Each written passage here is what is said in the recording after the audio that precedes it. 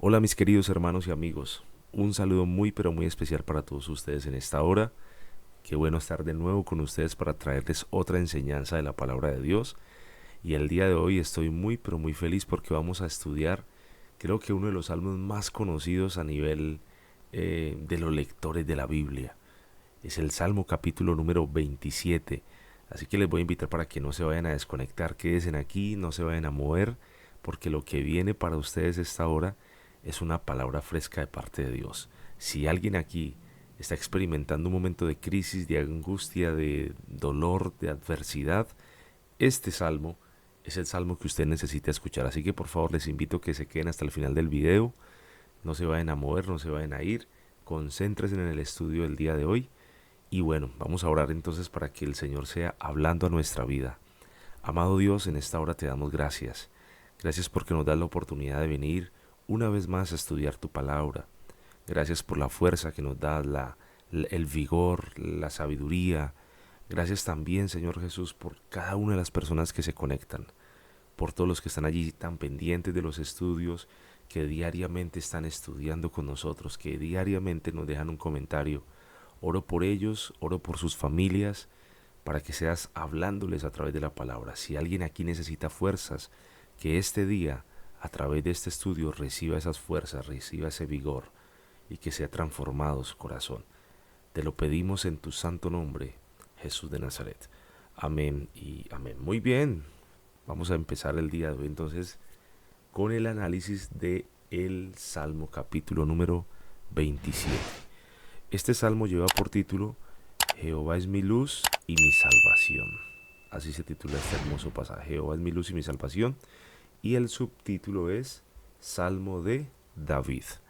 Este bello salmo es uno de los preferidos de la iglesia en general. Y para mí, se los confieso, se ha convertido como en un estandarte. En los momentos que se levantan como esos vientos impetuosos, esas tempestades en nuestra vida, cada vez que se levantan estas situaciones, recuerdo estas bellas palabras, recuerdo mucho esto que dijo David. Y eso como que vuelve otra vez y me levanta el ánimo, me levanta el vigor. ¿Por qué? Porque este es un salmo de confianza y seguridad absoluta en Dios. Por eso me encanta este salmo. Y qué bueno que usted también se apropiara el día de hoy de estas palabras. Este salmo tiene una estructura bien sencilla. La primera estrofa la vamos a subrayar del versículo número 1 al versículo número 6. La segunda estrofa va del versículo número 7 al versículo número 13. Es prácticamente como el final. Y la última estrofa sería el versículo número 14. Ustedes allí no alcanzan a ver, pero tranquilos que ahora cuando estemos estudiando van a observar bien cómo lo tengo subrayado. Entremos en materia. En la primera estrofa, que va del versículo número 1 al versículo número 6, allí vamos a encontrar la fuerte convicción que tiene el salmista en Dios, pues él ya ha visto en otras oportunidades, en otras ocasiones, él ya ha visto cómo Dios le ha librado de la muerte y de sus enemigos. Y aquí una vez más, él lo va a recordar del versículo 1 al versículo 6. En ocasiones David hacía uso del famoso soliloquio. ¿Qué es el soliloquio? El soliloquio es ese diálogo que tiene una persona consigo misma, en donde va a expresar sus sentimientos, sus temores, sus preocupaciones y también puede expresar sus alegrías. En este salmo vamos a encontrar eso, vamos a notar que él como que tiene un diálogo consigo mismo constantemente, como que se habla constantemente a sí mismo. El salmista va a dejar claro que la mejor manera para enfrentar la adversidad es poniendo nuestra confianza en Dios. Vamos a mirar lo que él dice. Línea por línea. Jehová es mi luz y mi salvación, ¿de quién temeré? Jehová es la fortaleza de mi vida, ¿de quién he de atemorizarme? Qué bonito como empieza esta primera frase. Jehová es mi luz y mi salvación, dice él. Cuando David dice que Jehová es mi luz y mi salvación, aquí en esta primera palabra, mi luz, lo que él quiere decir es que el Señor es quien alumbra su camino. El Señor es quien disipa toda tiniebla, todo temor, toda duda, todo lo que de pronto llegue a su mente como a tratar de nublar un poco el propósito divino. Entonces es Dios quien aparece allí y disipa todo temor. Eso es lo que quiere decir aquí la palabra luz, como lo escribe David. Pero luego también dice, y mi salvación. Salvación, eso ya lo ha visto en repetidas ocasiones porque Dios lo ha salvado de muchas situaciones. Lo ha salvado de sus enemigos, de las pruebas, de las dificultades, de las adversidades. Recordemos, como ya se los he enseñado, que la salvación para ellos no la veían a tiempo futuro como la vemos nosotros. Nosotros vemos las salvaciones allá distante, en la eternidad, pero ellos veían la salvación en el presente, que Dios los salvaba en su presente de qué, de todas las situaciones que se le presentaban, de los enemigos, de la muerte, adversidades, enfermedades, que Dios lo libraba ahí de esa situación. Entonces él decía, Dios me ha salvado, por eso lo menciona aquí. Jehová es mi luz y mi salvación, y hace una pregunta. La pregunta es, ¿de quién temeré? Dice él. O sea, ¿quién me infundirá terror? ¿Quién me infundirá espanto? ¿Quién será ese? Él lo pregunta. Y acá en la segunda frase va a decir, Jehová es la fortaleza de mi vida. ¿De quién he de atemorizarme?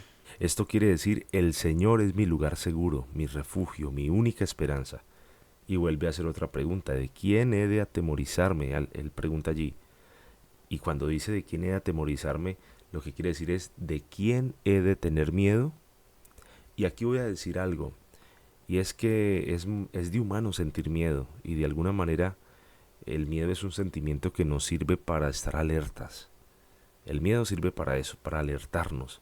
El problema aquí no es sentir miedo de vez en cuando, no. El problema aquí es que el miedo reine sobre nuestros pensamientos, que el miedo nos paralice y que nos impida avanzar.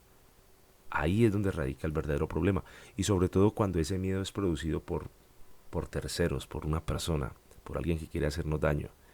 Y yo le voy a decir algo a alguien aquí. Si usted está pasando una situación así, donde alguien le está infundiendo terror, temor, miedo, por favor vuelva a leer entonces estas palabras. Jehová es mi luz y mi salvación, ¿de quién temeré? Jehová es la fortaleza, mi lugar seguro. La fortaleza era el lugar alto, ¿no?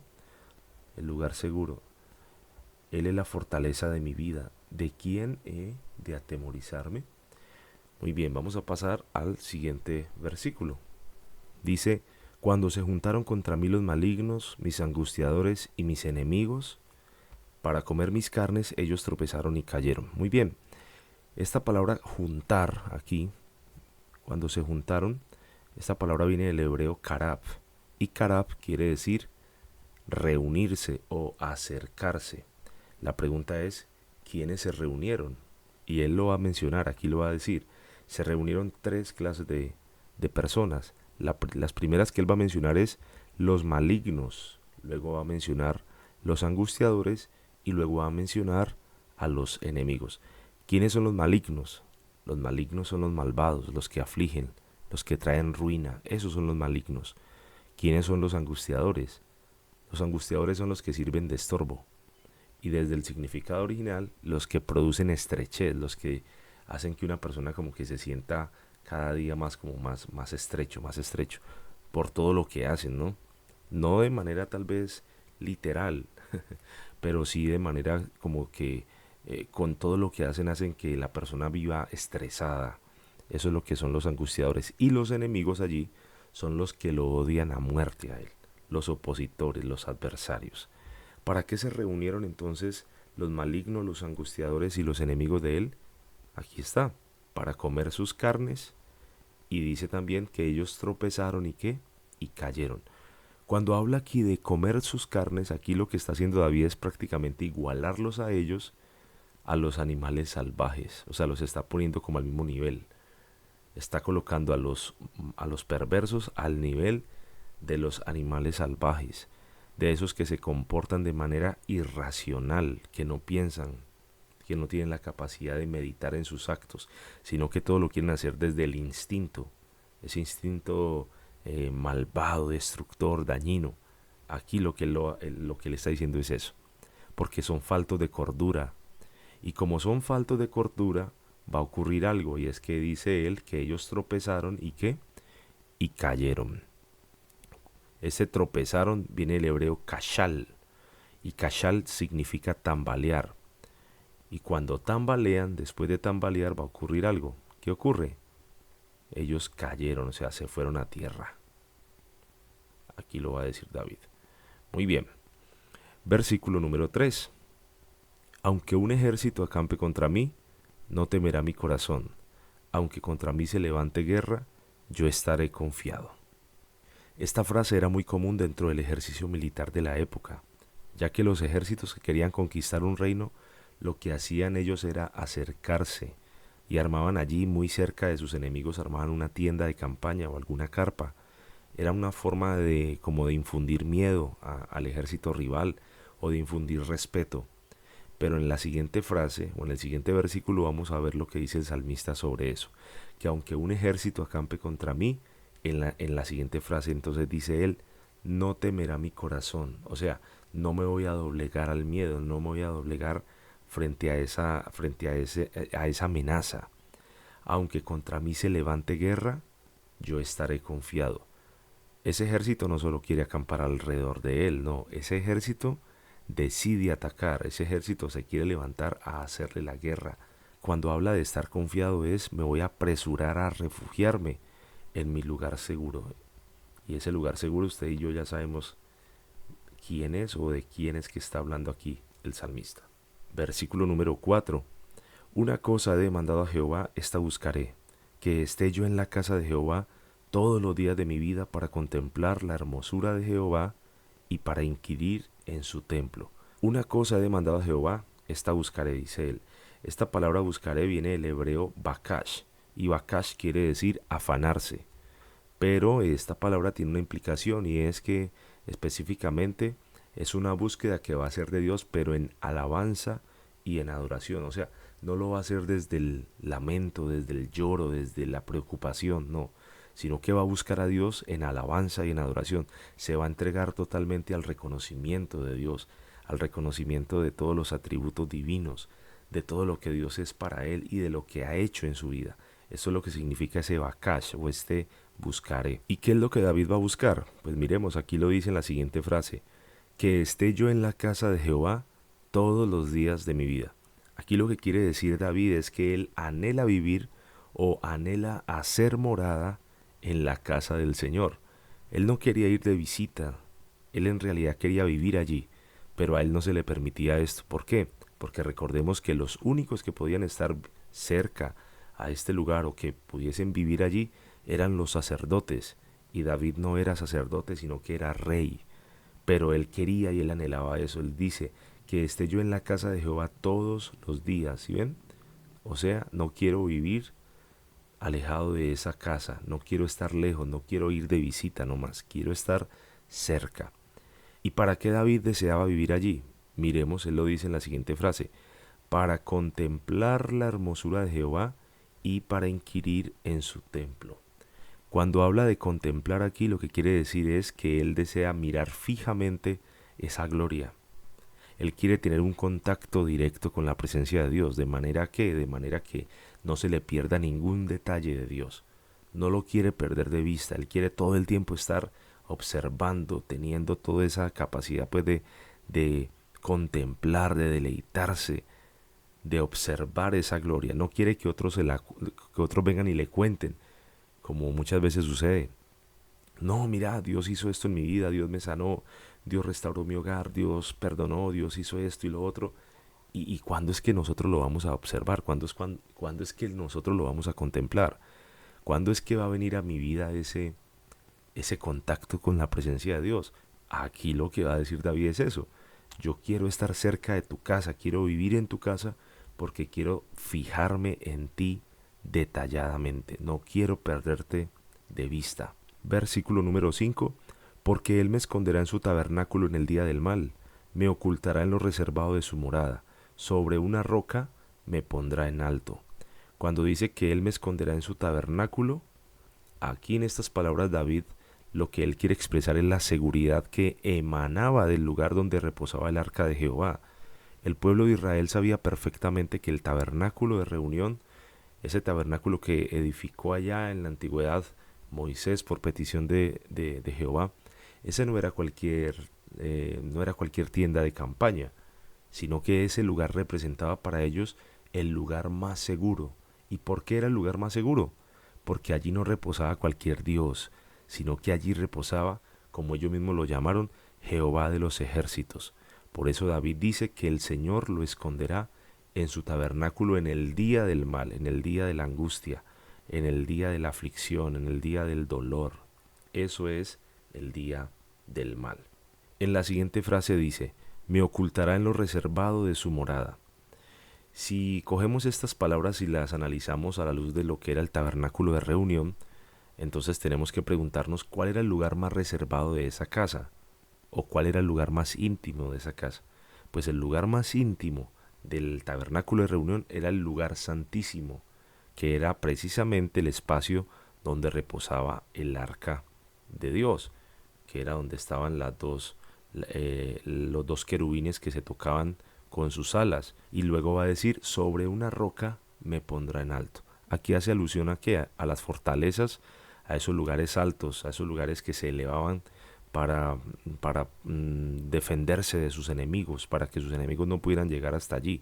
Sobre una roca me pondrá en alto. Versículo número 6. Luego levantará mi cabeza sobre mis enemigos que me rodean, y yo sacrificaré en su tabernáculo sacrificio de júbilo. Cantaré y entonaré alabanzas a Jehová. En esta primera frase, cuando dice que Él va a levantar mi cabeza sobre mis enemigos que me rodean, aquí lo que va a decir es que el Señor le va a dar el triunfo y la victoria sobre todos sus enemigos. No solamente la victoria se la va a dar delante de su pueblo, delante de su gente, sino que va a tener un objetivo también mucho más claro, y es que sus enemigos se den cuenta que Dios le ha dado a él toda la victoria, que el Señor no lo va a dejar a él en vergüenza, que no va a dejar que sus enemigos lo pisoteen. Esto es lo que significa esto. Luego levantará mi cabeza, o sea, como que tomará en sus manos la actitud, como si el Señor tomara como en sus manos esa actitud de él y lo levantara por encima de todos. Aquí vamos a entrar entonces ya a analizar la segunda estrofa, que sería del versículo número 7 al versículo número 13. En esta segunda estrofa vamos a encontrar una súplica individual muy intensa que hace el salmista. Él va a presentar su petición de forma directa. Él no va a andar con rodeos. Y aquí quiero hacer un paréntesis para decir algo, y es que a Dios le gusta cuando usted y yo le hablamos claro, cuando le hablamos sin tapujos, cuando le hablamos sin rodeos. Y las oraciones deben ser así, precisas. Miremos cómo lo hace David. Versículo número 7. Oye, oh Jehová, mi voz con que a ti clamo. Ten misericordia de mí y respóndeme. Cuando dice oye, oh Jehová, lo primero que él va a expresar aquí es esto, ¿no? El oye. Y ese oye implica que Dios ponga toda su atención sobre él. Es como si le estuviese diciendo, detente por un momento en lo que estés haciendo o de lo que estés haciendo y concéntrate solamente en mí. Por favor, coloca toda tu atención en mí, es lo que dice David. Y quiere entonces que el Señor escuche su voz, ¿sí? Que ponga atención a sus palabras, que ponga atención a lo que le va a decir. Y dice aquí entonces en la siguiente frase, ten misericordia de mí y respóndeme. En esta frase, cuando dice ten misericordia de mí, respóndeme, son peticiones muy directas que él hace y que aquí tienen un significado muy especial, ya que este ten misericordia lo que va a significar es que se incline en bondad hacia un inferior, o sea, que Dios se digne a mirarlo, como cuando el rey se dignaba a mirar a alguno de sus súbditos. Eso es lo que pide él en esta frase, por favor, dígnate a mirar a tu siervo. Yo no soy merecedor de esa misericordia, pero te lo pido por favor que me mires, que te inclines a mí y que responda. No solamente escucha mi oración, no solamente escucha lo que te digo. No quiero que esto se convierta en un monólogo donde solamente estoy hablando. No, yo quiero que tú me escuches a mí. Verso número 8. Mi corazón ha dicho de ti, buscad mi rostro, tu rostro buscaré, oh Jehová. Mi corazón ha dicho de ti, sus pensamientos constantemente lo van a conducir a buscar y a anhelar la presencia de Dios en su vida. Es lo que dice esta frase, mi corazón ha dicho de ti. ¿Y qué dice el corazón o qué dicen sus pensamientos? Tu rostro buscaré, dice. Aquí va a afirmar lo que él viene pensando, que él se va a preocupar o se va a afanar por buscar ¿qué? Por buscar la presencia de Dios. No va a anhelar nada más sino eso, solo la presencia de Dios en su vida. Sigamos subiendo la Biblia. versículo número 9. No escondas tu rostro de mí, no apartes con ira a tu siervo. Mi ayuda has sido, no me dejes ni me desampares, Dios de mi salvación.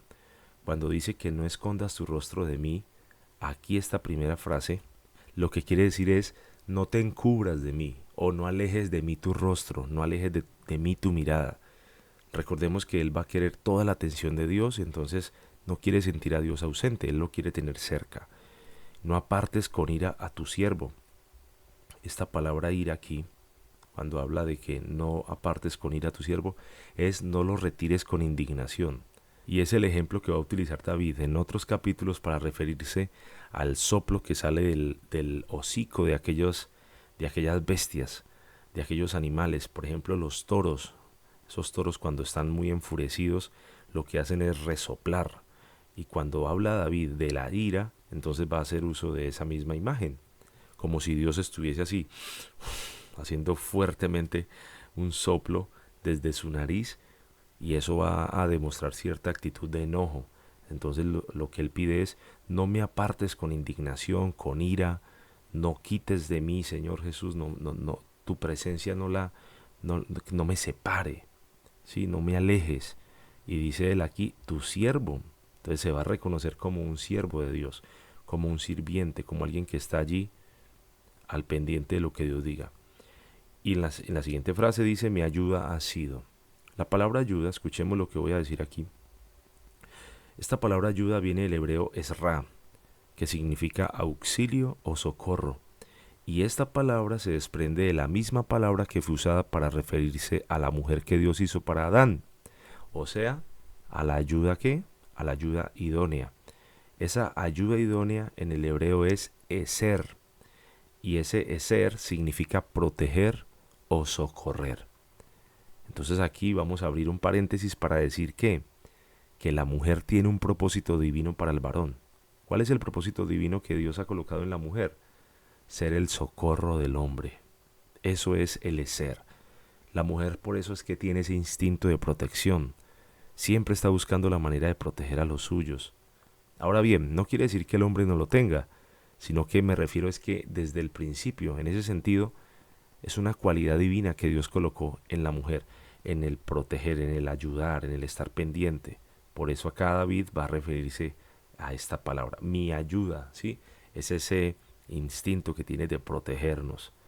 La misma palabra para hablar de la protección de Dios es la misma que se refiere allí en el libro de Génesis. Y en la última frase dice, no me dejes ni me desampares, Dios de mi salvación. Esto es, no me abandones, no me desprecies, no me sueltes.